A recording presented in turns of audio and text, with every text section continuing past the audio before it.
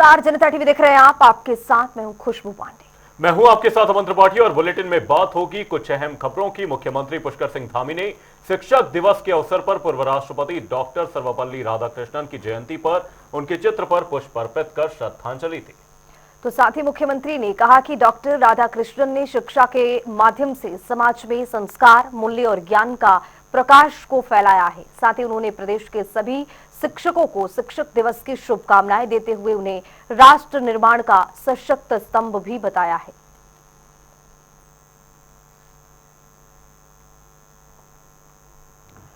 तो उत्तराखंड में लगातार हो रही बारिश से हालात बिगड़ते जा रहे हैं। कई जगह बादल फटने, भूस्खलन की घटनाओं से जनजीवन अस्त व्यस्त है।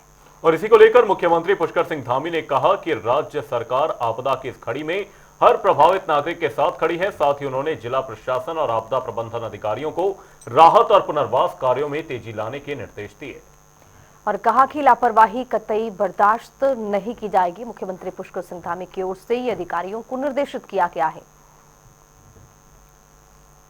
जहाँ पर भी इस प्रकार की जो आशंका आ रही है, जहाँ पर भी इस प्रकार के कुछ भी जो है चिन्ह दिखाई दे रहे हैं, वहाँ पर पहले से ही जिला प्रशासन को, जिले के अधिकारियों को, आपदा प्रबंधन को पहले से निर्देशित किया जा सकता है कि उन सभी के पुनर्वास से लेकर और उनको सुरक्षित स्थानों पर पहुँचाया जाए। उसके लिए राहत शिविर भी बनाए गए हैं और भाटिया इंस्टीट्यूट समेत भारत सरकार के एनडीएमए से भी हमने अनुरोध किया है कि पूरे राज्य के ऐसे स्थानों का एक बार सर्वेक्षण कर लें, उनका जो ठीक प्रकार से धारण क्षमता से लेकर जो आने वाले समय में और हम क्या सावधानियां रख सकते हैं, क्या खतरे हो सकते हैं, क्या चुनौतियां हो सकती हैं, उन सब पर काम। बिहार के दरभंगा में कांग्रेस आरजेडी की वोटर अधिकार यात्रा रैली के दौरान पीएम मोदी और उनकी स्वर्गीय माताजी के खिलाफ अभद्र टिप्पणी की गई, जिसके बाद बीजेपी ने इस पर कड़ा विरोध जताया है। अब इस पर मुख्यमंत्री पुष्कर सिंह धामी का बयान सामने आ गया। उन्होंने इसे मां का अपमान कह दिया और कहा कि देश सब कुछ भूल सकता है लेकिन मां का अपमान कभी भी भूल नहीं सकता। मंच से और पूरे रैली में इस प्रकार का एक संस्कार विहीन वातावरण वहां से निर्मित किया गया। तो मैं कहना चाहता हूं कि जब भी आपको कोई विपक्षी कार्यकर्ता कोई मिले, उनकी पार्टी के लोग मिले, तो उनसे अवश्य आप पूछें क्या उन्हें मोदी जी की स्वर्गवासी मां पर ऐसी अभद्र टिप्पणी करने की कोई शर्मिंदगी है कि नहीं है, कोई पश्चाताप है कि नहीं है। आप ये जरूर पूछना, क्योंकि ये देश सब कुछ भूल सकता है परंतु मां का अपमान कभी नहीं भूल सकता। खैर छोड़िए इस बात का, क्योंकि इस बात का इनको जवाब देने का कोई तो आइए बुलेटिन में आगे बढ़ेंगे। राजधानी देहरादून से बड़ी खबर आ रही है, उससे आपको रूबरू कराएंगे। धामी सरकार ने केंद्र सरकार से मदद मांगी है। आपदा राहत के लिए केंद्र से 5,702 करोड़ की राहत मांगी गई है। वहीं आपको बता दें, आपदा में अब तक 79 लोगों की मौत हो चुकी है। हजारों प्रभावितों को मदद दी जाएगी, प्रभावितों को हर संभव मदद मिलेगी। सीएम धामी की ओर से आश्वासन दिया गया। आपको बता दें, उत्तराखंड आपदा का दंश झेल रहा है। आपदा राहत के लिए केंद्र से 5,702 करोड़ की मांग की गई है। वहीं आपदा में अब तक 79 लोगों की मौत हुई है, हजारों प्रभावित हुए हैं। तो मुख्यमंत्री पुष्कर सिंह धामी की ओर से कहा गया है कि जो भी आपदा से प्रभावित है उसको पूरी तरह से राहत दिया जाएगा। आपदा राहत के लिए केंद्र से 5,702 करोड़ की राशि मांगी गई है और ये कहा गया है कि जो भी आपदा प्रभावित लोग हैं उनको विशेष लाभ दिया जाएगा।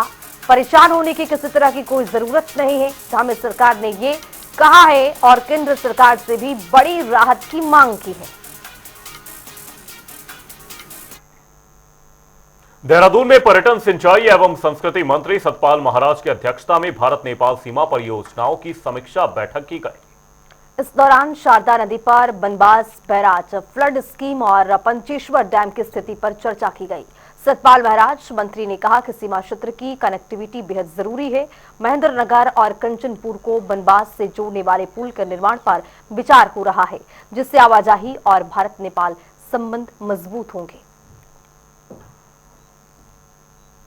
निकटवर्ती जो हमारा राज्य है उसके बारे में भी चिंतन किया गया। हमारा पड़ोसी राज्य है और नेपाल के बारे में बहुत सी समस्याएं थी, तो उनके बारे में शारदा नदी पर जो है बनवासा में जो है बैराज का अध्ययन की अद्यतन स्थिति हमने मालूम की। नेपाल भारत सिंचाई विभाग की फ्लड स्कीम के बारे में जो है जानकारी प्राप्त की। NHPC द्वारा नियंत्रित बनवासा बैराज जो कि आगे उसके बारे में स्थिति प्राप्त की। तो इस प्रकार से पंचेश्वर डैम के बारे में स्थिति हमने प्राप्त की, ज्ञानवर्धन हुआ और इसमें कुछ ठोस निर्णय हमने लिए हैं क्योंकि हमको सारी चीज़ें पता चली हैं। और निश्चित रूप में जो महेंद्र नगर और कंचनपुर की जो कनेक्टिविटी बनवासा के साथ होनी चाहिए, भारत के साथ होनी चाहिए, उत्तराखंड के साथ होनी चाहिए, वो रहनी चाहिए और वो निरंतर उसमें आवागमन। तो देहरादून को असुरक्षित शहरों में शामिल करने वाली निजी संस्था किनारी 2025 सर्वे रिपोर्ट पर सियासत गर्मा गई और इसी के चलते कांग्रेस ने इसे बीजेपी सरकार की नाकामी तक बता दिया है और साथ ही महिला सुरक्षा से जुड़े मामलों को उठाया, जबकि बीजेपी ने इसे कांग्रेस का दुष्प्रचार करार दिया है। अब प्रशासन ने सर्वे करने वाली कंपनी को नोटिस जारी कर दिया है। दोनों दल एक दूसरे पर महिला सुरक्षा मुद्दे पर राजनीति करने का आरोप लगा रहे हैं। क्या अंकिता नहीं मरी? क्या VIP का पता चल गया? क्या ISBT देहरादून राजधानी में 13 साल की सामूहिक बलात्कार नहीं हुआ? क्या संतरेसा में 14 साल की बच्ची की हत्या और बलात्कार नहीं हुआ, जिसका मुख्य आरोपी बीजेपी का OBC सेल का सदस्य है? क्या 2 मंडल अध्यक्ष चंपावत और सल्ट के लोग जमानत में नहीं है ऐसे केसेस में? क्या दुख संघ का चेयरमैन जमानत में नहीं है? क्या उत्तरकाशी में वो 4 बहनों का जिनका मैं जिक्र करता हूँ उसका जिक्र आप नहीं करते रहे? क्या आपने ममता जोशी बहुगुणा जो श्रीनगर से गायब है उसका जिक्र आप और हम सब लोग नहीं करते रहे? और इन सब घटनाओं में महिला आयोग की जो नेत्री हैं, जो अध्यक्ष हैं, वो कहाँ थी? अंकिता के पड़ोस की रहने वाली 4 दिन तक उसके घर नहीं जाती और जब समाचार पत्रों में और मीडिया चैनल्स में आता है कि अध्यक्ष जी ने सुध तक नहीं ली तब वो वहाँ जाती हैं। वो 13 साल की बच्ची का बलात्कार करने वाली बीजेपी की नेत्री शर्मा, वो उस पर एक शब्द नहीं बोली और जैसी ही रिपोर्ट आई तो उसी दिन तुरंत उनका बयान भी आ गया और प्रेस के सामने भी आ गया। और रुक करेंगे देहरादून से मौसम के लिहाज से इस वक्त की बड़ी खबर की ओर। प्रदेश में भारी बारिश का अलर्ट जारी किया गया है। 8 जिलों में येलो अलर्ट जारी किया गया है, जिनमें उत्तरकाशी, नैनीताल, चंपावत, बागेश्वर, उधम सिंह नगर शामिल। पौड़ी, अल्मोड़ा, पिथौरागढ़ में भी भारी बारिश की बड़ी संभावनाएं जताई गई हैं। अगले 1 सप्ताह तक हल्के से मध्यम बारिश की संभावना है। आपको बताते चले कि मौसम विभाग विज्ञान केंद्र की ओर से ये जानकारी साझा की गई है। प्रशासन को भी इस पर अलर्ट रहना होगा क्योंकि प्रदेश में भारी बारिश का अलर्ट है।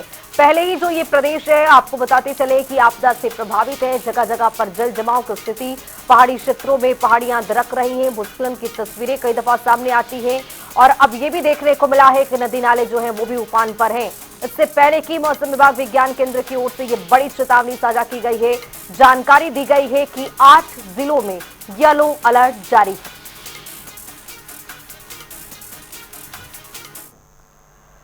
तो उत्तरकाशी की आराकोट बंगाल क्षेत्र में लगातार बारिश से सड़क का संपर्क बाधित हो चुका है और इसके साथ ही सेब काश्तकारों की मेहनत पर भी पूरी तरह से पानी फिरता हुआ दिख रहा है।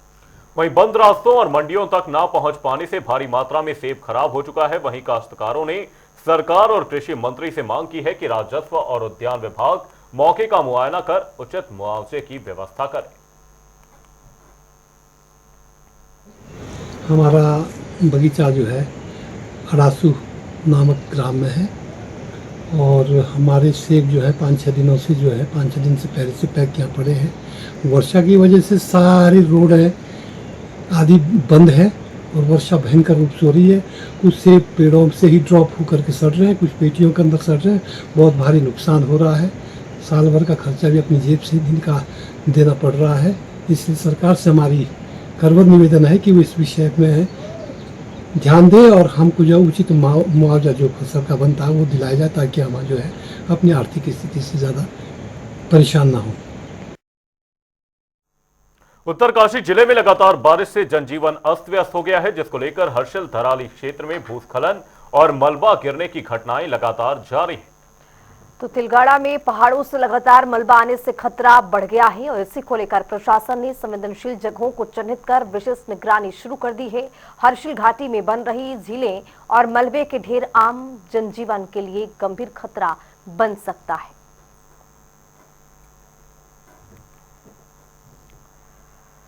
तो मसूरी में रोटरी क्लब की ओर से शिक्षक दिवस पर 34 शिक्षकों को नेशन बिल्डर अवार्ड से सम्मानित किया गया। इस कार्यक्रम में शिक्षकों को मेमेंटो और प्रशस्ति पत्र देकर सम्मानित किया गया, जिसको लेकर रोटरी क्लब अध्यक्ष ने कहा कि यह सम्मान सिर्फ पुरस्कार नहीं बल्कि इस बात की पहचान है कि शिक्षक राष्ट्र की नींव गढ़ते हैं। आपको बता दें, रोटरी का मिशन है कि शिक्षा और बदलाव लाया जाए और साथ ही रोटरी की ओर से शिक्षक सम्मान समारोह का आयोजन किया गया। मसूरी से ये तस्वीरें सामने हैं।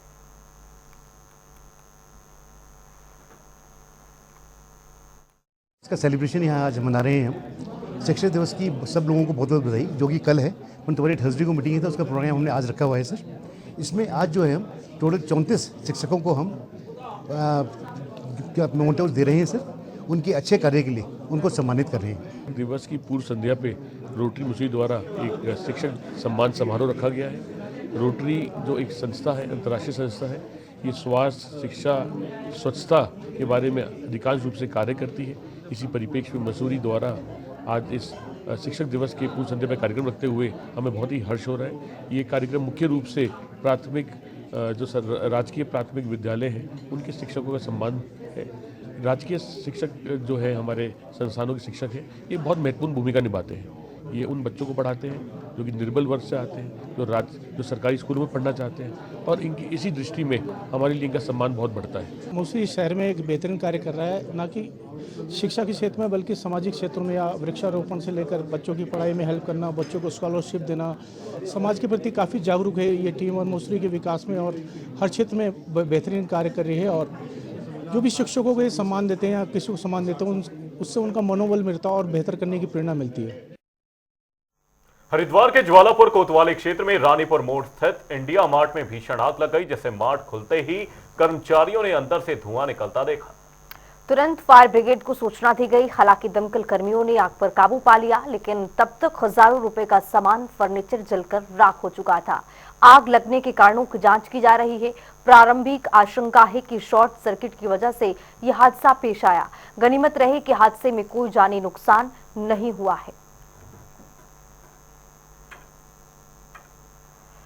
तो बाजपुर के लेवड़ा नदी में गुलदार दिखाई देने से क्षेत्र में हड़कंप मच गया। बड़ी संख्या में लोग मौके पर एकत्र हो गए। वहीं सूचना पर पहुंचे तहसीलदार ने तुरंत वन विभाग को जानकारी दी और कड़ी मशक्कत के बाद गुलदार का सफल रेस्क्यू कर उसे रेस्क्यू सेंटर भेजा गया। हम लोगों को अभी तुरंत किसी द्वारा दूरभाष में बताया गया कि लेवड़ा नदी में जो है गुलदार जो है घायल अवस्था में फंसा पड़ा है। तो हम लोग जो है तुरंत बन्नाखेड़ा रेंज से आए हैं, तराई पश्चिमी वन प्रभाग रामनगर। तो हम लोग तत्काल अपनी टीम लेके जाल वाला आवश्यक सामान जो है उसको लेके यहाँ आए और हमने जो है गुलदार को जो है सुरक्षित रेस्क्यू कर लिया है। तो इसको अब सीधे रेस्क्यू सेंटर ले जाएंगे, वहां इसका उपचार करने के बाद जब सही हो जाएगा तो जगह छोड़ देंगे। मुख्यमंत्री पुष्कर सिंह धामी के देवभूमि नशा मुक्त अभियान के तहत हरिद्वार पुलिस को बड़ी कामयाबी मिली है, जहां पथरी थाना क्षेत्र में पुलिस ने एक तस्कर को दबोच लिया है। उसके कब्जे से 1 किलो से ज्यादा चरस बरामद है और इसी के बाद पुलिस ने आरोपी के खिलाफ मुकदमा दर्ज कर जेल भेज दिया। अधिकारियों ने कहा कि नशा माफिया पर सख्त कार्रवाई लगातार जारी रहेगी। अभियान चलाया जा रहा है, उसमें कामयाब। माननीय मुख्यमंत्री महोदय के ड्रग फ्री देवभूमि 2025 के अभियान के तहत एसएसपी हरिद्वार महोदय के नेतृत्व में पथरी पुलिस ने एक अच्छा काम करते हुए कल 1 किलो से भी ज्यादा चरस पकड़ी है और उसमें सुसंगत धाराओं में अभियोग पंजीकृत हो चुका है। एक अभियुक्त को भी गिरफ्तार किया गया है और इसी तरीके से लगातार इस पे ताबड़तोड़ कार्रवाई जारी रहेगी। नशा करना गलत बात है, नशा नहीं करना चाहिए और सबको इसमें एक पहल करना चाहिए ताकि जितनी ज्यादा अवेयरनेस हो उतना ही इस पे हम अंकुश लगा सकते हैं। और इसी के साथ साथ जो हमारी जो पुलिस की कार्रवाई होती है उसको हम लगातार ताबड़तोड़ कार्रवाई कर रहे हैं। आप काफी लंबे समय से इस चीज को कवर कर रहे हैं, तो हम कोशिश ये करते हैं कि जहां जैसे हो सकता है हम जो भी तस्कर है, और छोटे मोटे से ज्यादा हम कोशिश करते हैं अब तो कि बड़ी खेप पकड़ी जाए ताकि उसका जो इम्पैक्ट होता है वो थोड़ा बेहतर इम्पैक्ट होता है। तो हम कोशिश करते रहते हैं और इस पे कार्रवाई लगातार की जाती है। तो उत्तराखंड ब्लॉक के ग्राम सभा बड़ौंतो की अधेड़ महिला का शव हल्द्वानी रेलवे स्टेशन के पास गोला नदी से बरामद हुआ है। इसके बाद एसडीआरएफ ने एसडीआरएफ और प्रशासन ने रेस्क्यू ऑपरेशन शुरू कर दिया है, जिसके बाद गौला नदी से बरामद शव की पहचान तुलसी देवी के रूप में की गई है। वहीं फिलहाल पुलिस मामले की जांच में जुट गई है। जी, ये हमें सुबह मॉर्निंग टाइम में काठगोदाम से एक सूचना मिली थी थाने से कि एक बॉडी टापू में है करके बंदरा में। तो हमें अभी हमारी टीम पहुंच रखी है यहाँ पर, अभी ला रहे हैं बॉडी को क्योंकि टापू में है वो। और हमें लगता है कि खंसियों में एक लेडीज बह रखी है वहाँ पे। कल वहाँ भी एक टीम हमारी गई हुई है, तो वहाँ भी रेस्क्यू चल रहा है। और यहाँ भी अभी आपको बॉडी देखने के बाद पता लगेगा कि वही लेडीज है कि नहीं, शिनाख्त जब हो पाएगी। और रुक करेंगे उधम सिंह नगर से बड़ी और अहम जानकारी की ओर। इस वक्त की बड़ी और अहम जानकारी, जसपुर में गुलदार की दहशत देखी जा रही है। वैशाली कॉलोनी की गलियों में गुलदार घूमता हुआ नजर आया। सीसीटीवी में कैद हुआ है खौफनाक नजारा और वीडियो भी अब तेजी से वायरल होने लगा है। कई मोहल्लों में अब तक दिखाई दे चुका है गुलदार। दहशत से लोग घरों में कैद हैं। इलाके में सनसनी मच गई है। तस्वीरों के जरिए आप देखिए किस तरह से गुलदार इलाके में घूमता दिखा, जिससे लोग खौफ खा रहे हैं। चूंकि वन विभाग से त्वरित कार्रवाई की यहां पर मांग की गई है, लेकिन उधम सिंह नगर की ये तस्वीर आपको दिखा रहे हैं। जसपुर में गुलदार की दहशत से लोग परेशान हैं। वैशाली कॉलोनी की गलियों में ये गुलदार घुसा हुआ है। सीसीटीवी कैमरे में खौफनाक ये नजारा कैद हुआ और अब सोशल मीडिया पर जमकर वायरल होने लगा है।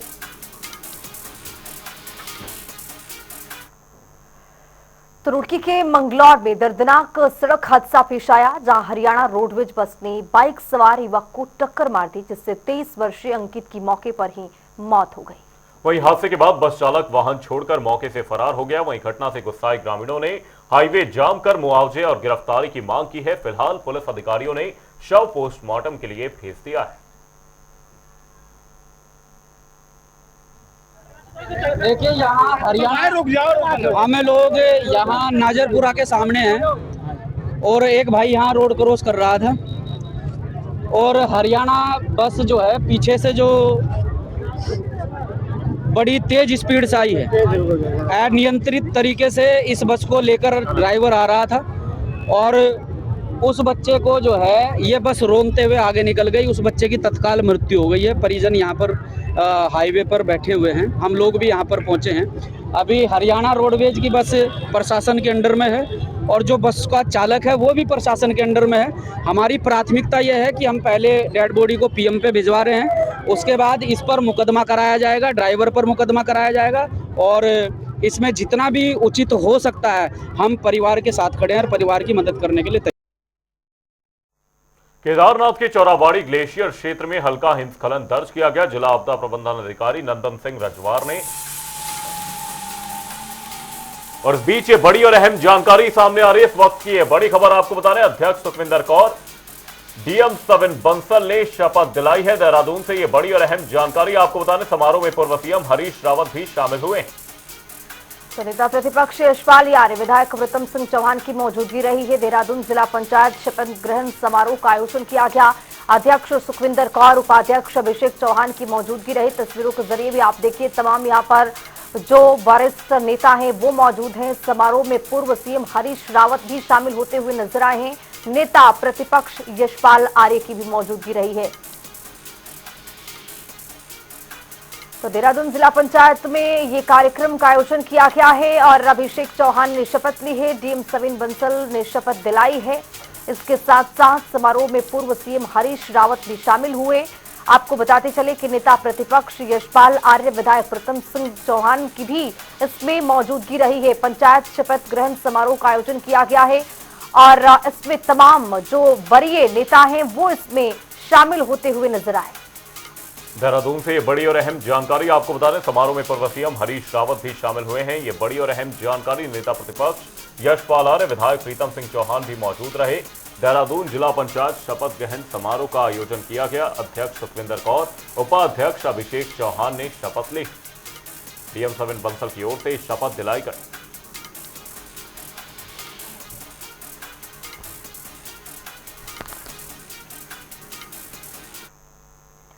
तो केदारनाथ के चौराबाड़ी ग्लेशियर क्षेत्र में हल्का हिमस्खलन दर्ज किया गया। जिला आपदा प्रबंधन अधिकारी नंदन सिंह ने रजवार ने बताया कि घटना एक सामान्य प्राकृतिक प्रक्रिया है। जिसमें किसी भी प्रकार का कोई नुकसान नहीं हुआ है। एहतियातन रेस्क्यू टीमों को अलर्ट पर रखा गया है और विशेषज्ञ स्थिति का आकलन कर रहे हैं। वहीं इस पर प्रशासन ने आम जन से अपील की है कि बेवजह की अफवाहों पर ध्यान न दें।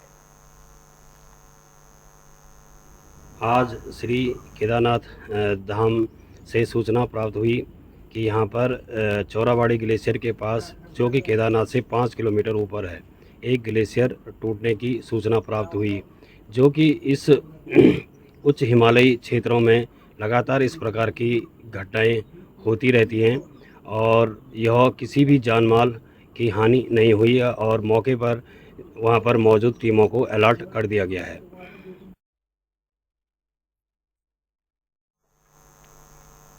और रुक करेंगे देहरादून से बड़ी खबर की ओर। इस वक्त की बड़ी और अहम जानकारी देहरादून से आपको बताने, जहां खराब नमक की शिकायत पर प्रशासन ने बड़ी कार्रवाई की है। 19 सरकारी राशन की दुकानों पर छापेमारी की गई।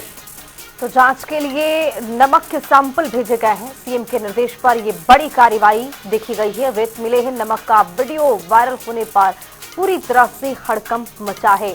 नमक के नाम पर बताते चले आपको कि रेत से मिलावटी ये नमक पाया गया है, लेकिन अब जांच के निर्देश भी हैं कि अगर इस पे खराबी पाया गया तो प्रशासन की बड़ी कार्रवाई होगी, बड़ा गाज गिरेगा। 19 सरकारी राशन की दुकानों पर ये बड़ी कार्रवाई की गई है। जांच के लिए जो नमक का सैंपल है वो भेज दिया गया है।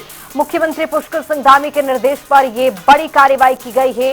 रेत मिले नमक पाया गया और इसके बाद में ये देखा गया कि बड़ी कार्रवाई होती हुई सैंपल जांच कराने की मांग की गई।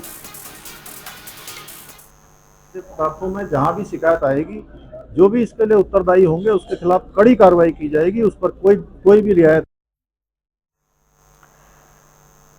तो चलिए फिलहाल इस बुलेटिन में भी इतना ही। देश और दुनिया की तमाम खबरों के लिए बने रहिए जनता टीवी के साथ।